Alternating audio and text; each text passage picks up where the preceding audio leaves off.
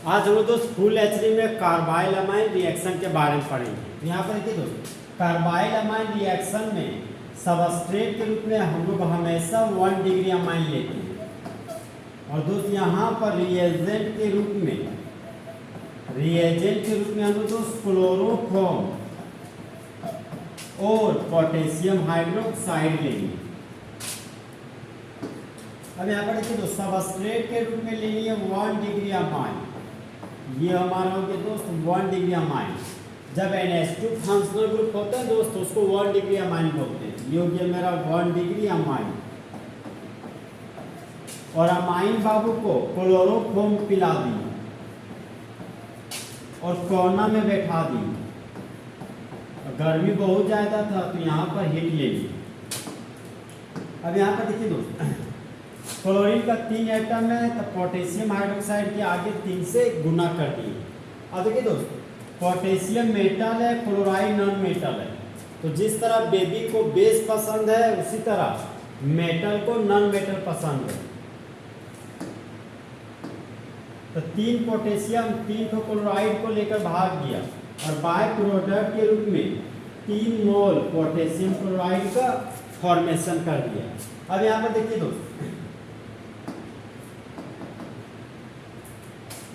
यहाँ पर 3 मोल potassium chloride हो गया। हाइड्रोजन और ऑक्सीजन के कॉम्बिनेशन से वाटर का मॉलिक्यूल बनता है। यहाँ पर 3 ऑक्सीजन है तो बाय प्रोडक्ट के रूप में 3 मोल वाटर मॉलिक्यूल का फॉर्मेशन हो गया। अब यहाँ पर देखिए R सिंगल बॉन्ड नाइट्रोजन बचा, तो यहाँ पर लिखिए R सिंगल बॉन्ड नाइट्रोजन।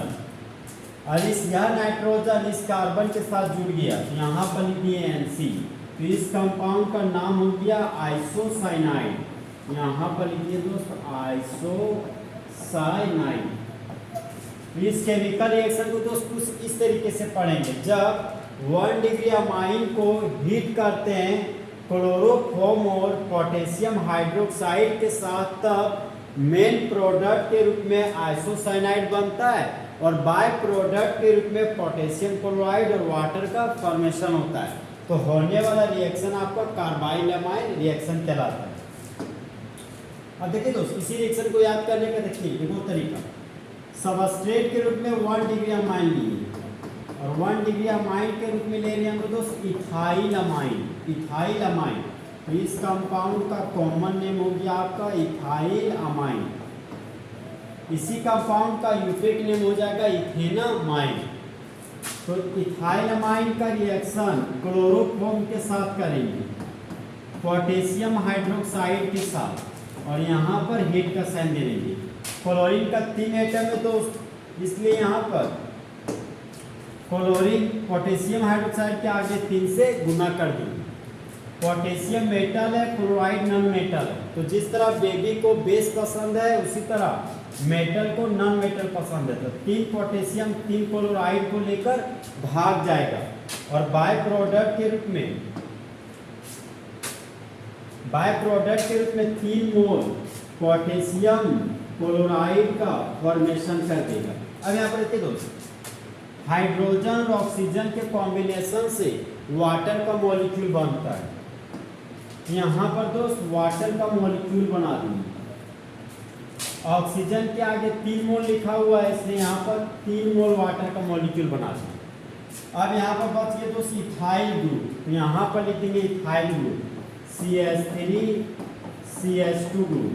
ये हो गया मेरा इथाइल ग्रुप। 3 गुना 6 हाइड्रोजन एटम यूज हो चुका है। 2 हाइड्रोजन एटम, एक 3 और यहाँ पर 3 हाइड्रोजन एटम, मतलब टोटल 6 हाइड्रोजन एटम हो चुका है।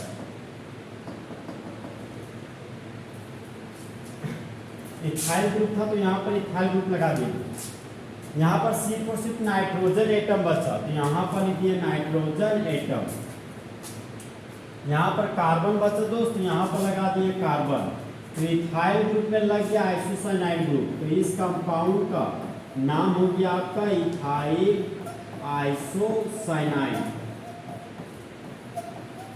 तो इस केमिकल रिएक्शन को दोस्त कुछ इस तरीके से पढ़ेंगे। जब इथाइल अमाइन को हीट करते हैं क्लोरोफॉर्म और पोटेशियम हाइड्रोक्साइड के साथ, तब मेन प्रोडक्ट के रूप में इथाइल आइसोसाइनाइड बनता है और बाय प्रोडक्ट के रूप में पोटेशियम क्लोराइड और वाटर का फॉर्मेशन होता है।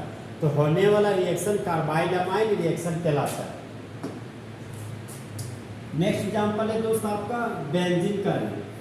तो ये हो गया मेरा बेंजीन का रिंग। बेंजीन के रिंग पर लगा दिया अमाइन फंक्शनल ग्रुप। तो इस कंपाउंड को प्यार से अनिल बाबू बोलते हैं और अनिल बाबू को एनिलीन कहते हैं। यहाँ पर लिखते दोस्त एनिलीन। तो एनिलीन को क्लोरोफॉर्म पिला दिए और कोना में बिठा दिए। गर्मी बहुत ज़्यादा था तो यहाँ पर हीट का साइन लेंगे और दोस्त पिक्चर शुरू हो गया। पिक्चर का मतलब ये PIC, पी से हो गया फिनाइल, IFC से हो गया आइसोसाइनाइड। तो ये हो गया मेरा फिनाइल आइसोसाइनाइड। तो एनिलीन को क्लोरोफॉर्म पिला दिए, कोना में बिठा दिए, पिक्चर शुरू हो गया। गर्मी बहुत ज़्यादा था दोस्तों, 3 बोतल वाटर मंगाए। यहाँ पर 3 बोतल वाटर लिखी और साथ में चखना के रूप में 3 ठो कुरकुरे मंगाए। मतलब 3 मोल पोटेशियम क्लोराइड का फॉर्मेशन हो गया। यहाँ पर देखिए दोस्तों क्लोरीन का 3 एटम है तो यहाँ पर 3 से मल्टीपल कर दिए। और हम लोग जानते हैं दोस्तों कि पोटेशियम मेटल है, क्लोराइड नॉन मेटल है। तो जिस तरह बेबी को बेस पसंद है उसी तरह मेटल को नॉन मेटल पसंद है। तो 3 पोटेशियम 3 क्लोराइड को रिप्लेस कर दिया और बाय प्रोडक्ट के रूप में 3 मोल पोटेशियम क्लोराइड का फॉर्मेशन कर दिया। अब यहाँ पर देखिए दोस्तों हाइड्रोजन और ऑक्सीजन के कॉम्बिनेशन से वाटर का मॉलिक्यूल बन गया। यहाँ पर 3 मोल ऑक्सीजन था तो 3 मोल वाटर का मॉलिक्यूल बना दिया। अभी यहाँ पे देखिए दोस्तों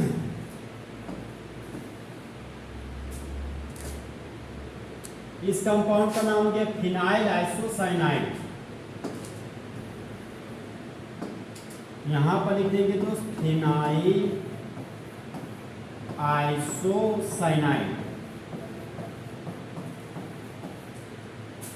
और ये हमारा एनिलीन है, ये क्लोरोफॉर्म है। इस रिएक्शन को दोस्त कुछ इस तरीके से पढ़ेंगे। जब एनिलीन को हीट करते हैं क्लोरोफॉर्म और पोटेशियम हाइड्रोक्साइड के साथ तब मेन प्रोडक्ट के रूप में फिनाइल आइसोसाइनाइड बनता है और बाय प्रोडक्ट के रूप में वाटर और पोटेशियम क्लोराइड का फॉर्मेशन होता है। तो होने वाला रिएक्शन कार्बाइल अमाइन रिएक्शन कहलाता है। इसका जनरल लैंग्वेज हो जाएगा दोस्त when 1 degree amine is heated with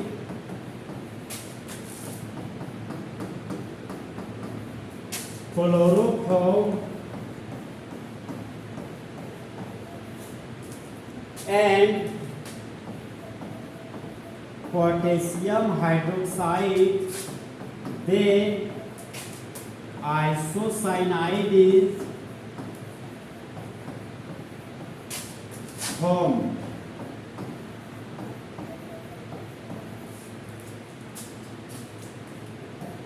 Which gives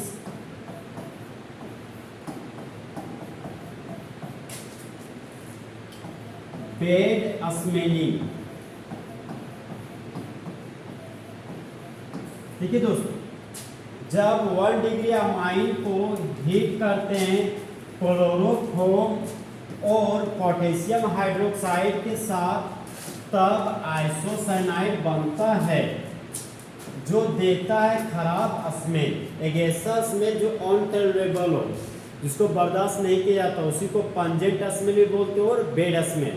इस तरह दोस्त फुल एचडी में कार्बाइल अमाइन रिएक्शन खत्म हो गया।